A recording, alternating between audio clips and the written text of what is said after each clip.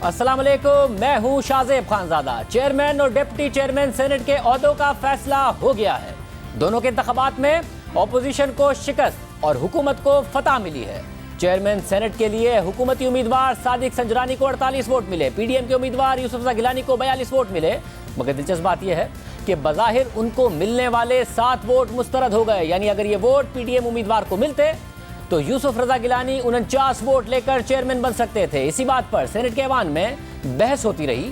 यूसुफ रज़ा गिलानी के polling agent Farooq Naik और सादिक संजरानी के पोलिंग एजेंट मोहसिन अजीज ने अपने अपने दलाइल दिए और फिर प्रिजाइडिंग ऑफिसर मुजफ्फर हुसैन शाह ने सादिक संजरानी के हक में फैसला सुना दिया। पीडीएम ने इस फैसले को मानने से इनकार करते हुए अदालत में चैलेंज करने का ऐलान कर दिया।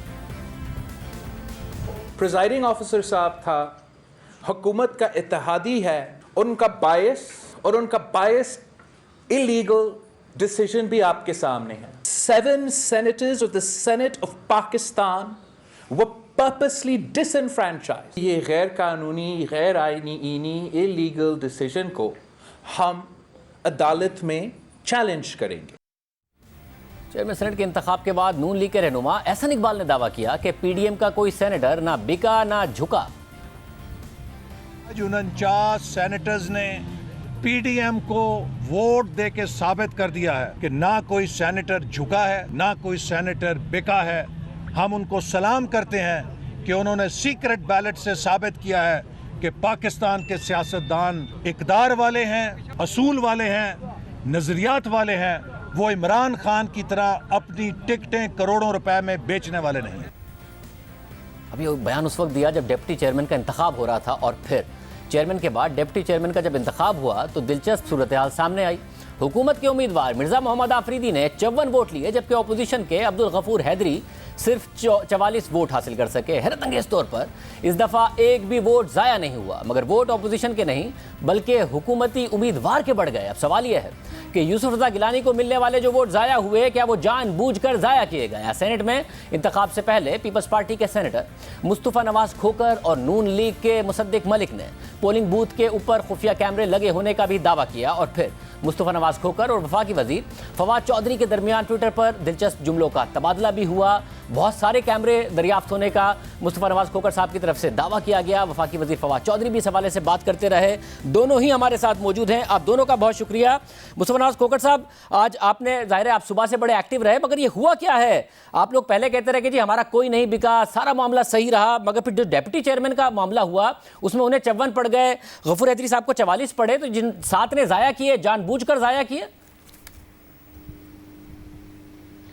ज़ाहिरी बात है, जो इलेक्शन पहले यूसुफ रज़ा गिलानी साहब का था, उसके बाद जो हमारे सेनेटर्स थे वो डीमोरलाइज थे और उसमें फिर जो सूरत हाल रही वो उसी तरह आपके सामने आई। गुजारिश ये है कि इलेक्शन की आज दिन की शुरुआत ही जिस चीज़ से हुई कि ये तो इत्तफाकन मैं और डॉक्टर मुसद्दिक मलिक साहब, हमें शहरी रहमान साहिबा ने कहा कि आप वहाँ पर ज़रा जाइए और ज़रा जायज़ा लीजिए कि कहीं कोई ऐसी पोलिंग बूथ के साथ कोई इंटरफेरेंस तो नहीं हुई। हम वहाँ पर गए और हमें जाते ही वहाँ पर शक पड़ा कि जब हमने देखा कि पोलिंग बूथ के अंदर एक सस्पिशियस लैंप लगा हुआ है और हमने उस लैंप पर एतराज़ किया कि इस लैंप की यहाँ पर होने की क्या वजह है। और फिर हम इधर उधर जब देखना शुरू हुए तो फिर हमें अंदाज़ा हुआ, हमने जो उसके पीछे एक स्क्रीन लगी थी उस स्क्रीन के अंदर हमने 2 कैमरास वहाँ पर ढूंढे, वो वहाँ पर वोटर्स के ऊपर नज़र रखने के लिए लगाए गए थे। और फिर इसी दौरान सेनेटर तलहा भी हमारे साथ मौजूद थे। उन्होंने घुटनों के बल बैठ के जब पोलिंग बूथ के नीचे देखा तो वहाँ पर भी एक कैमरा, पिन होल कैमरा वहाँ पर लगा हुआ था। और इसी असना में फवाद भाई ने एक ट्वीट की और उसमें उन्होंने कहा कि जो स्पाई कैमरास होते हैं वो स्क्रूज के अंदर, पेच के अंदर लगे हुए होते हैं। तो मैंने उनका शुक्रिया अदा किया कि बहुत शुक्रिया, आपने हमें ये लीड दी, अब हम ये स्क्रू तलाश करते हैं। वो और कुदरती हम जब वो सारी चीज़ें देख रहे थे तो वहाँ पर हमें फिर सेनेटर रुखसाना ज़ुबैरी जो इंजीनियर भी हैं वो उसको बड़े क्लोजली देख रही थी, तो वो भी हमने डिस्कवर कर लिया। तो वो लीड हमें फवाद भाई ने दी।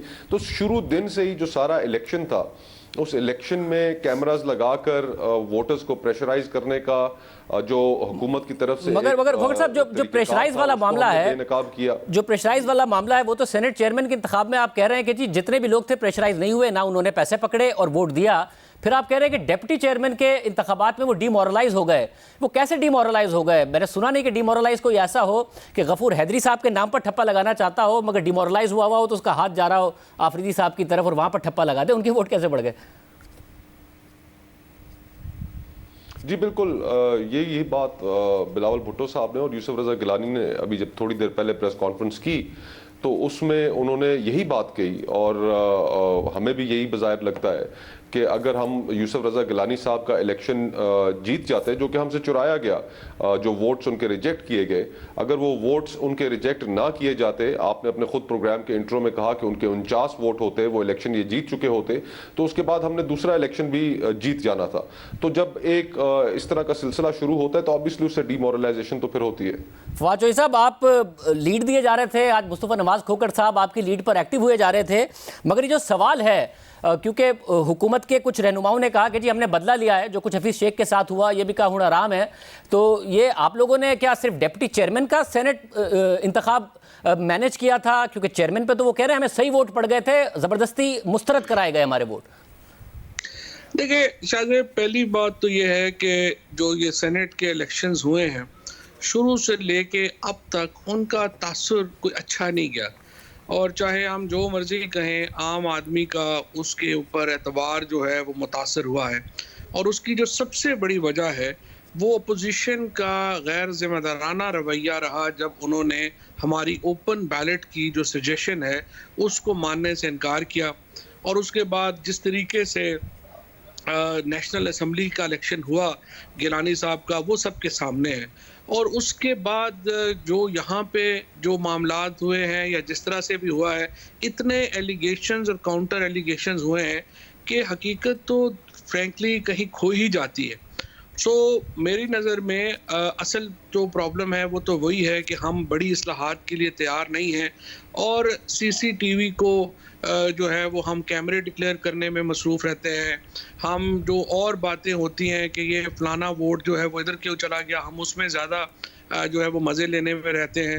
हकीकत ये है कि आज ये वोट ओपन होते तो आज मुस्तफ़ा नवाज़ खोखर साहब को ये पता चल जाता कि किन लोगों ने वोट जो है वो किधर किया है, और हमें भी पता होता कि कौन किधर खड़ा है। मगर फाजू साहब, क्या आप लोगों ने वाकई बदला लिया है? क्योंकि शिबली फराज साहब ने कहा था हमने फैसला किया है कि हर तरीके से ये हम जीत के दिखाएंगे, तो क्या वाकईतन जो इन्होंने आपके साथ किया, जो आपका इल्ज़ाम था, वही आपने इनके साथ किया?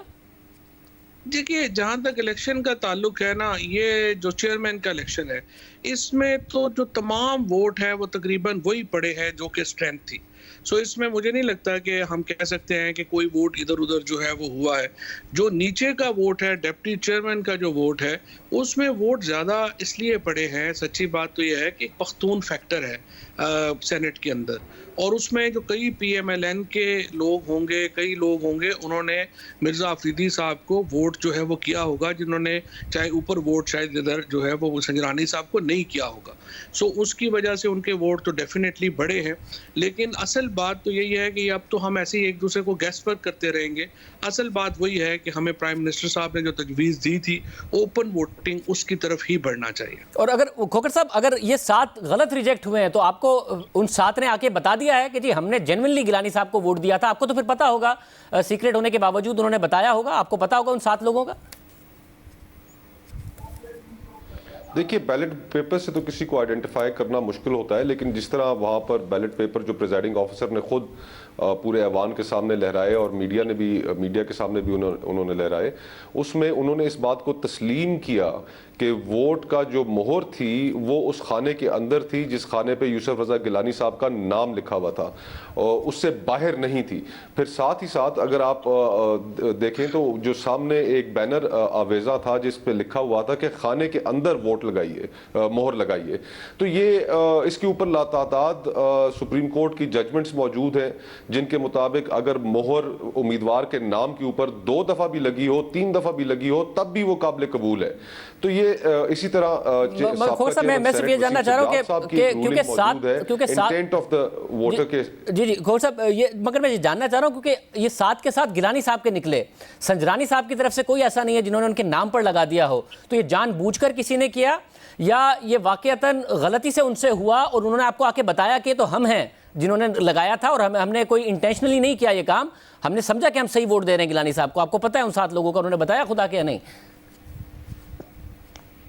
देखिए, जब वोट है ही सही, जब इंटेंशनली वोट उस खाने से बाहर नहीं है तो उसको सही तस्लीम किया जाना चाहिए। तो हमारा तो मौक़िफ़ ही यही है कि मुज़फ़्फ़र शाह साहब, जिनका ताल्लुक GDA से है, जिनका ताल्लुक हुकूमती इत्तेहाद से है, उन्होंने वो जानबूझकर वो वोट मुस्तरद किए। वो वोट किसी भी कानून के तहत मुस्तरद हो नहीं सकते थे, इलेक्शन कवानीन के तहत नहीं हो सकते थे। पाकिस्तान के जो और दीगर कवानीन हैं उनमें जजमेंट्स हैं, माजी की रूलिंग्स हैं, जिनके अंदर वाज़ेह तौर पर यह कहा गया है कि खाने के अंदर मौजूद अगर मोहर लगी हो तो वो काबिल कबूल होगी, भले नाम के ऊपर लगी हो। ये सुप्रीम कोर्ट की जजमेंट्स हैं, ये चेयरमैन सेनेट वसीम सज्जाद साहब की एक रूलिंग मौजूद है। तो अब हम इसको अप्रोप्रिएट फोरम पे चैलेंज करेंगे। हमें तो बज़ाहिर यही नजर आता है कि एक MLFID थी हुकूमत की इत्तेहादी की जानिब से, उन्होंने इनको हमारे दलाइल सुने बगैर उन्होंने इसको रिजेक्ट किया, जल्दबाजी में थे, और अगर वो रिजेक्ट ना करते तो यूसुफ रजा गिलानी साहब इलेक्शन जीत चुके थे। और अब यहां से आपका फिर फैसला क्या है आज, क्योंकि पार्टी का इजलास भी हुआ, अदम एतमाद और ये सारे के सारे मामलात पीछे रह गए हैं, अब आपका फोकस सारा लॉन्ग मार्च की तरफ ही होगा। और जो गिलानी साहब कह रहे थे कि इदारे न्यूट्रल हैं, आपका अभी भी यही ओपिनियन है कि इदारे न्यूट्रल थे, ये सारा हुकूमत ने मैनेज किया? देखिए, हमारे पास इस इलेक्शन के बाद हमारे सामने 2 ऑप्शंस मौजूद थी, और दोनों ऑप्शंस को मुख्तलिफ जमातों की जो PDM के अंदर मौजूद लीडरशिप है उनके साथ डिस्कस किया जा रहा है। पहली ऑप्शन हमारे सामने थी कि हम, क्योंकि हमारे पास और कोई अल्टरनेट रेमेडी अवेलेबल नहीं है, तो हमें अदालत का दरवाज़ा खटखटाना चाहिए। उसके ऊपर कंसेंसस बन रहा है। और साथ ही साथ जो दूसरी ऑप्शन मौजूद है वो है अदम एतमाद की, कि अदम एतमाद भी मूव किया जा सकता है।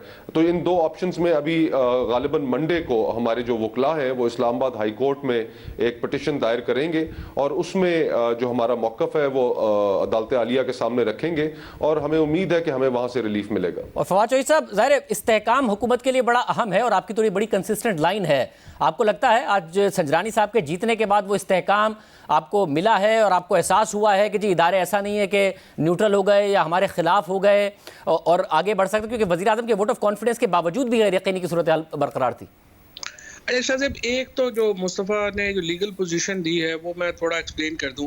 मुस्तफ़ा जो इंटेंट की बात कर रहे हैं वो तमाम जजमेंट जनरल इलेक्शंस के ऊपर है। एक भी जजमेंट आपको सेनेट के या नेशनल असम्बली के इलेक्शन के ऊपर नहीं मिलेगी। मिसाल के तौर के ऊपर अगर आप ये कहें कि यहाँ पर तो इंटेंट वाज़े है, तो फिर तो जो इलेक्शन था हमारा वहाँ पे नेशनल असम्बली में, वहाँ पर जो टिक मार्क लगाए गए थे और उसके साथ जो साइन किए गए थे फॉर एग्जांपल अफरीदी साहब की तरफ से, वो भी इंटेंट वाज़े थी। फिर तो हमें उसकी तरफ जो है वो उनको भी कबूल कर लेना चाहिए था। लेकिन जो फ़र्क है जनरल इलेक्शंस में और इन इलेक्शंस में, और इसलिए यहाँ पे जो लॉ है वो बड़ी सख्ती से इम्प्लीमेंट किया जाता है कि मार्किंग ना हो, और जो ताकि वोट्स जो हैं वो पहचाने ना जा सकें। ये जिस तरीके से आपने मुस्तफ़ा साहब से बड़ी तफसील से बार बार पूछा कि क्या आपको मालूम है कि ये सिर्फ आप ही के लोग क्यों थे, और 7 वोट जो हैं वो उन्होंने तमाम ने नाम के ऊपर ही मोहर क्यों लगाई, यही वो वजूहात हैं जिनकी वजह से इन वोट्स को रिजेक्ट किया जाता है। और दूसरी बात यह है कि मैं समझता हूँ कि मुज़फ़्फ़र शाह साहब ने दोनों तरफ के आर्गूमेंट सुने हैं और उसके बाद ये जो है वो रूलिंग दी है। और तीसरी बात मैं ये भी बता दूं कि आर्टिकल 69 के तहत जो रूलिंग है चेयरमैन सेनेट की या स्पीकर की, वो अदालत में चैलेंज नहीं हो सकती, और जो रूलिंग है वो हतमी है। बहुत शुक्रिया दोनों, आपने राय सुनी। इस पर लीगल ओपिनियन भी लेंगे कि चैलेंज हो सकता है मामला या नहीं हो सकता, और अब नून लीग क्या सोच रही है, शायद खान अब्बासी साहब भी हमारे साथ मौजूद होंगे एक ब्रेक के बाद।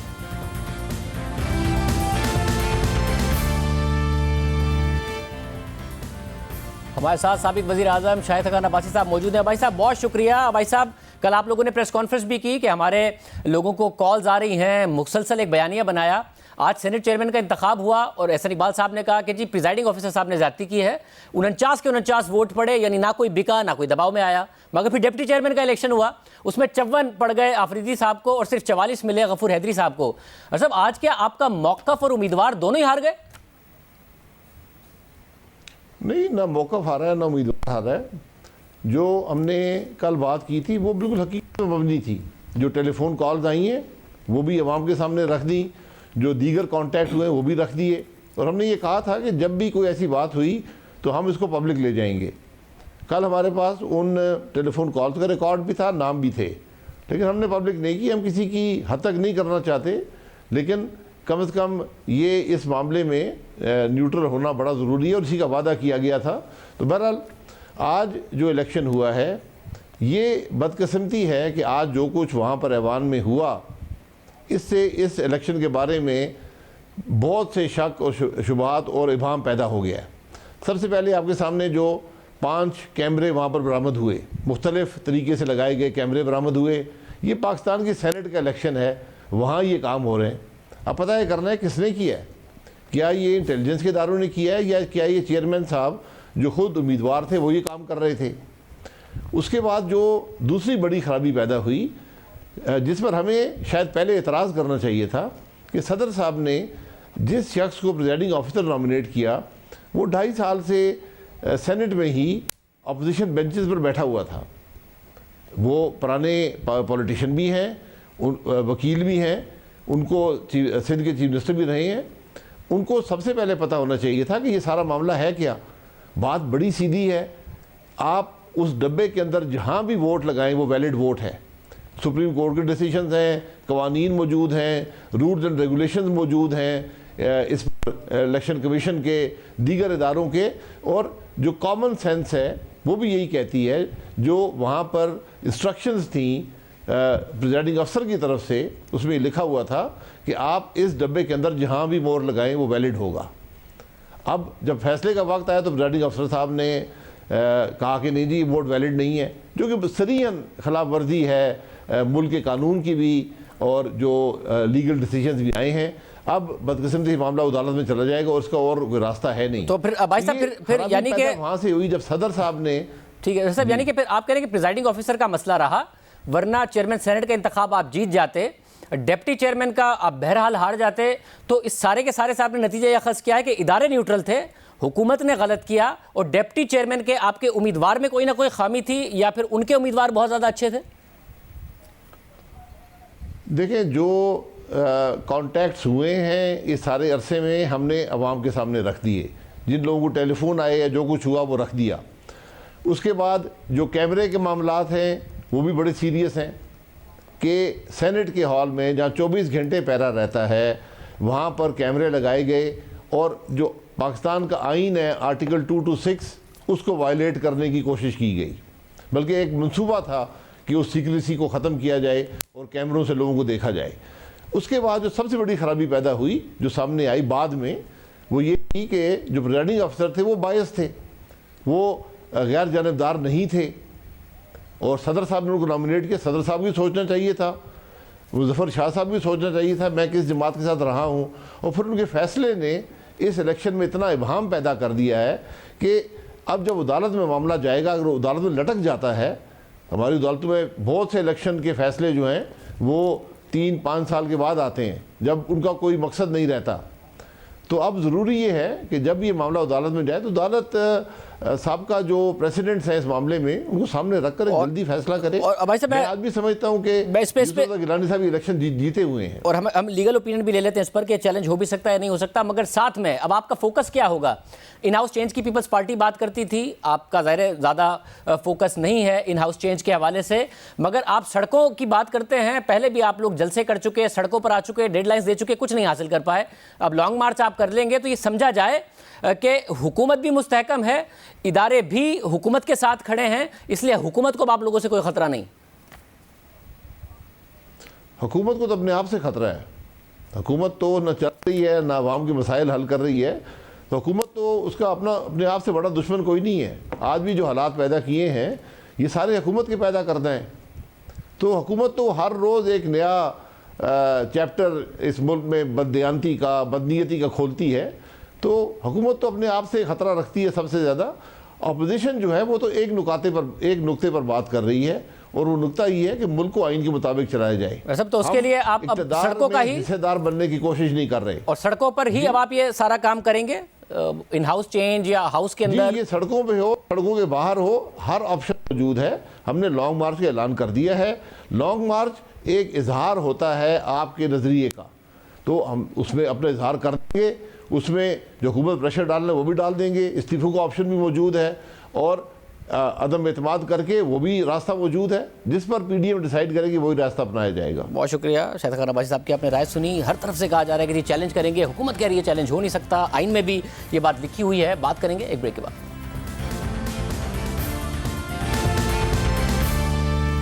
आज का सेनेट चेयरमैन का इलेक्शन चैलेंज हो भी सकता है या नहीं, हमारे साथ माहिर आईन कानून सलमान अकरम राजा साहब मौजूद हैं। सलमान अकरम साहब, दो पोजीशंस हैं, PDM कह रही है हम चैलेंज करेंगे, हुकूमत कह रही है चैलेंज हो ही नहीं सकता क्योंकि ये पार्लियामेंट की प्रोसीडिंग्स हैं, ये किसी अदालत में नहीं चैलेंज हो सकती। क्या कहता है आइन और कानून? देखिए, ये पेचीदा मामला है और 73 के आइन के तहत मैं समझता हूँ ये मामला किसी हद तक मियां नवाज शरीफ के केस में उठा था। पैनामा वाला जो मामला था, जो उन्होंने तकरीर की थी on the floor of the house, उस हवाले से ये बहस है उन मुकदमात में, लेकिन पूरी तरह ये मामला मैं समझता हूँ नहीं देखा गया। एक उसूल रहा है सदियों से बरतानवी कानून का कि फ्लोर ऑफ द हाउस पे कोई भी मामला हो अदालतें उसको नहीं देख सकती, और यही सूरत हाल थी हमारी 56 की कॉन्स्टिट्यूशन में। जो जुबान वहां आप देखें तो वहां पे बड़ी वाज़ेह जुबान है कि no court shall inquire into any proceeding on the floor of the house. लेकिन 73 के आइन में इसमें एक तरह से तब्दीली की गई। अगर मैं आइन का आर्टिकल 60 पढ़ दूं और 69 बिलखुसूस, तो वो इस तरह से है। Article 69, the validity of any proceedings in Majlis Shura shall not be called in question on the ground of any irregularity of procedure। ये आखिरी जो 4-5 अल्फाज हैं ये 1956 में नहीं थे, और 1956 में जो आइन था उसकी बुनियाद पे 1958 में एक फैसला सुप्रीम कोर्ट ने दिया अहमद सईद किरमानी के केस में। स्पीकर के इलेक्शन का मामला था, उन्होंने कहा हम इसको नहीं देखेंगे। वहां वोटिंग नहीं थी, वहां डिवीजन थी कि कुछ मेंबरान ने बाएं जानिब चले जाना था, कुछ ने दाएं जानिब चले जाना था on the floor of the house. उन्होंने ये कहा कि चूंकि ये एक बरतानवी रिवायत है कि फ्लोर ऑफ द हाउस पे होने वाले मामलात को नहीं देखा जाता। आइन का आर्टिकल 89 भी था 1956 के आइन का, जिसमें बड़ी वाज़ेह ममानियत थी। लेकिन 73 के आइन में आर्टिकल 69(1) में किसी हद तक उस ममानियत को मैं समझता हूं कम किया गया है।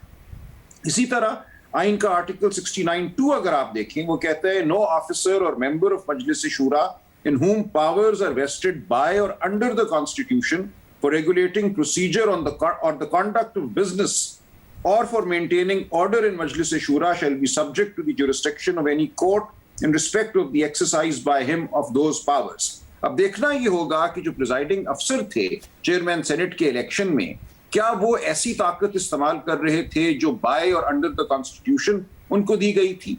आइन में प्रिजाइडिंग अफसर का कोई जिक्र नहीं है सेनेट चेयरमैन के इलेक्शन के हवाले से। सर, मगर रूल्स और प्रोसीजर के तहत प्रिजाइडिंग ऑफिसर को सदर पाकिस्तान ने अपॉइंट किया, तो आईनी तौर पर फिर क्या पोजीशन हुई उनकी? जी, ये बहस हो सकती है कि वो एक आईनी इख्तियार इस्तेमाल कर रहे थे, लेकिन फिर 69(1) में ये बात आएगी कि तमाम मामलात जो फ्लोर ऑफ द हाउस पे होते हैं उनको जो है सिर्फ इस हवाले से उनके हवाले से ममानियत है कि on ground of any irregularity of procedure.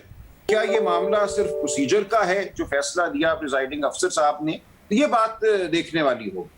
तो इसलिए मेरी गुजारिश है कि पेचीदा मामला है, इसमें कोई वाज़ेह जवाब देना शायद मुमकिन नहीं है, लेकिन इम्कानात की तरफ इशारा किया जा सकता है कि अदालत में किस नौइयत की बहस दोनों अतराफ से हो सकती है। सर, जो मुस्तरदशुदा वोट हैं उनके बारे में कानून क्या कहता है? ज़ाहिर एक बॉक्स था, उसमें नाम पर अगर लगा दिया गया तो वो कह रहे हैं कि जी कहीं पर भी लगाया जा सकता था, इंटेंट देखनी चाहिए, मगर एट द सेम टाइम ये एक सीक्रेट बैलेट था, उसमें आइडेंटिफाइबल हो जाए तो भी मसला है। उस बारे में कानून क्या कहता है? अब यहाँ जमहूरियत का एक बहुत बड़ा एक जो प्रोसेस है वो हमारे सामने है। तमाम कौम ये सवाल कर रही है कि क्या उस खाने के अंदर मोहर लगाना, खा उस मोहर का कुछ हिस्सा या पूरी मोहर नाम के ऊपर आ जाए, क्या इसकी ममानियत थी किसी कानून में? कानून या रूल्स जो कहते हैं बज़ाहिर तो ये कहते हैं कि खाने के अंदर आपको मोहर लगाना है।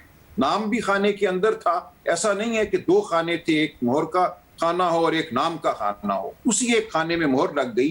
तो क्या हरफ आखिर है प्रिजाइडिंग अफसर का फैसला, या इस हवाले से जमहूरियत की शफाफियत के लिए अदालत इस मामले को देख सकती है? ये वो सवाल है जो अदालत के सामने जाएगा। इलेक्शन ट्राइब्यूनल किसी का इससे कोई ताल्लुक नहीं, इलेक्शन कमीशन का कोई ताल्लुक नहीं, क्योंकि ये मामला इलेक्शन कमीशन की ज़ेरे निगरानी नहीं हुआ। आइन का आर्टिकल 225 जो है वो सिर्फ ये कहता है कि election to the house will be conducted और will be challenged through an election petition, लेकिन ये इलेक्शन टू द हाउस नहीं था। यहाँ सेनेट का मेंबर बनना मामला नहीं था। यहाँ मेंबरान ने अपने में से एक शख्स को चेयरमैन या डेप्यूटी चेयरमैन चुनना था। लिहाजा मेरी नजर में ये मामला इलेक्शन ट्राइब्यूनल या इलेक्शन पिटिशन वाला नहीं है, इसलिए ये या हाई कोर्ट या फिर सुप्रीम कोर्ट के सामने ले जाने वाला मामला है, और वो देखेंगे कि किस हद तक जो मुमानियत है आइन के आर्टिकल 69 की, उसका इतलाक इस मामले पर होता है या नहीं होता। बहुत शुक्रिया। आज ये ऑपोजिशन के साथ हुआ क्या है? चेयरमैन सेनेट के नतीजे पर अलग एतराज, डिप्टी चेयरमैन का मामला अलग, पूछेंगे हामिद मीर साहब से एक ब्रेक के बाद।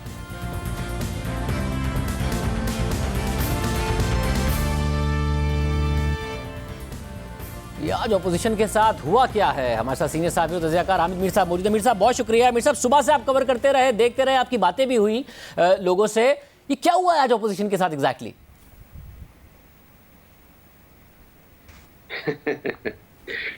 शाहजेब साहब, ये बड़ी आसान है बात, कोई इतनी बड़ी पहेली नहीं है, इसको बूझना बहुत आसान है।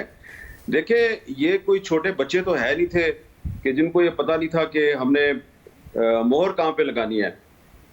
तो ये वोटिंग से पहले फारूक नायक साहब और शहरी रहमान साहबा, मौलाना ताऊ रहमान साहब, ये स्पेशली सेक्रेटरी इलेक्शन कमीशन के पास गए। इन्होंने उनसे पूछा, पूरा तरीका सीखा, किस रंग का बैलेट पेपर चेयरमैन के लिए होगा, किस रंग का बैलेट पेपर डिप्टी चेयरमैन के लिए होगा, कहाँ पे लगाना है। बताया इनको यही किया था कि जो खाना होगा उम्मीदवार का, उस खाने में आप कहीं भी लगा सकते हैं। लेकिन इसके बावजूद इन्होंने 2018 में भी तो ये वोटिंग की थी ना, उससे पहले भी की थी, तो इनको पता था कहाँ पे लगाना है। अब अगर हम ये मान लें कि जो चेयरमैन के इलेक्शन में यूसुफ रज़ा गिलानी के नाम के ऊपर जो मोहर लगी है, चले वो गलती से लग गई है, लेकिन इंटेंशन यही थी कि उनको वोट डालें, तो फिर गफूर हैदरी साहब जो हैं उनके वोट किधर चले गए। तो मैं समझता हूँ जिस तरह 3 मार्च को हफीज शेख साहब के 7 वोट रिजेक्ट हुए, तो इसी तरह आज यूसुफ रज़ा गिलानी साहब के 7 वोट रिजेक्ट हुए, और वो जो 7 सेनेटर्स हैं जिनका ताल्लुक पीडीएम के साथ है, उन्होंने बहुत सोच समझ के अपने जो वोट हैं वो रिजेक्ट करवाए हैं। और सीधी बात है, शेख रशीद साहब ने कहा था कि सादिक संजरानी साहब जो है वो हुकूमत और रियासत दोनों के उम्मीदवार हैं, लिहाजा सादिक संजरानी साहब आज में जीते हुए नजर आए हैं। लेकिन ये जिस तरीके से वो जीते हैं, मुझे लगता है यह है कि आने वाले दिनों में उनके लिए काफी मसाइल पैदा होंगे, क्योंकि पहले जो टेन्योर था उनका 2.5-3 साल उन्होंने बड़े आसानी से गुजार लिया। पीपल्स पार्टी के साथ उनके अच्छे ताल्लुकात थे, क्योंकि डिप्टी चेयरमैन सलीम मांडीवाला साहब का ताल्लुक पीपल्स पार्टी के साथ था और बाकी पार्टियों के साथ भी उनके ताल्लुकात ठीक थे।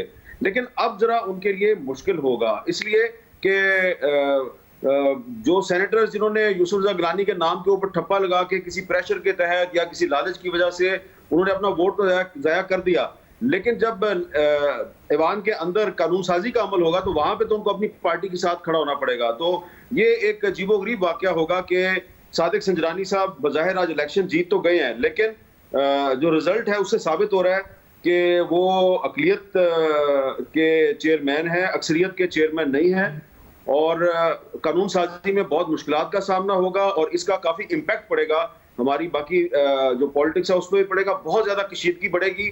और जो आज खुफिया कैमरों वाला वाकया हुआ है, ये भी इतनी आसानी से इसको दबाया नहीं जा सकता। तो मुझे लगता है कि आने वाले दिनों में पाकिस्तान की सियासत में कशीदगी में बहुत ज्यादा इजाफा हो जाएगा। मगर जैसा कि शेख रशीद साहब ने कहा था कि रियासती उम्मीदवार हैं संजरानी साहब, तो उनके जीतने से पीडीएम को एक वाज़े पैगाम नहीं मिल गया कि हुकूमत कहाँ खड़ी है और हुकूमत के लिए रियासती सपोर्ट कहाँ खड़ी है? जी हाँ, बिल्कुल। देखिए, एक बात मैं आपको बता दूं, अभी थोड़ी देर पहले पीडीएम के रहनुमा से बात हो रही थी, तो वो कह रहे थे कि ठीक है आज यूसुफ रज़ा गिलानी साहब हार गए हैं लेकिन पीडीएम बच गई है। मैंने कहा क्यों, क्या हुआ? उन्होंने कहा देखिए कि अगर यूसुफ रज़ा गिलानी साहब जीत जाते तो उसके बाद फिर जो पीपल्स पार्टी है वो फिर चल पड़ती पंजाब की तरफ कि जी अब वहां पे तहरीक में एतमाद करवाते हैं। फिर उन्होंने वापस आना था चेयरमैन, स्पीकर और डिप्टी स्पीकर कौमी असम्बली के खिलाफ तहरीक में एतमाद, फिर वजीर आजम के खिलाफ तहरीक में एतमाद। तो उनका एक कहना था कि पीपल्स पार्टी ने फिर इसी काम में पड़ जाना था, पावर पॉलिटिक्स में पड़ जाना था। अब आज हम हार गए हैं, गिलानी साहब हार गए हैं, चले ठीक है, कोई बात नहीं है, लेकिन पीपल्स पार्टी जो है उसको समझ आ गया कि ये जो गिलानी साहब कल बार बार कह रहे थे ना न्यूट्रल न्यूट्रल न्यूट्रल, तो कोई न्यूट्रल नहीं है। और अब ये हमारे साथ मिलकर मुस्लिम लीग नून, पीपल्स पार्टी और बाकी पीडीएम की जमातें सब भाई बहनें मिलजुल कर एक अच्छा सा लॉन्ग मार्च करेंगे और लॉन्ग मार्च करके पीपल्स पार्टी इस्लामाबाद आएगी और यहाँ पे धरना देगी। और वो कह रहे थे कि अगर पीपल्स पार्टी ने 4 अप्रैल को जुल्फिकार अली भुट्टो साहब की बरसी यहीं पे की, यहीं पे इस्लामाबाद या रावलपिंडी, तो मुस्लिम लीग नून उसमें जाके शरीक भी होगी। तो अब पीपल्स पार्टी और मुस्लिम लीग नून दोनों की तवज्जो जो है लॉन्ग मार्च और धरने की तरफ चली गई है। और जाहिर बात है लॉन्ग मार्च और धरने से पाकिस्तान की सियासत ठंडी तो नहीं होगी ना, मजीद गर्म ही होगी। बहुत शुक्रिया। प्रोग्राम में एक और अहम खबरें बात करेंगे एक ब्रेक के बाद।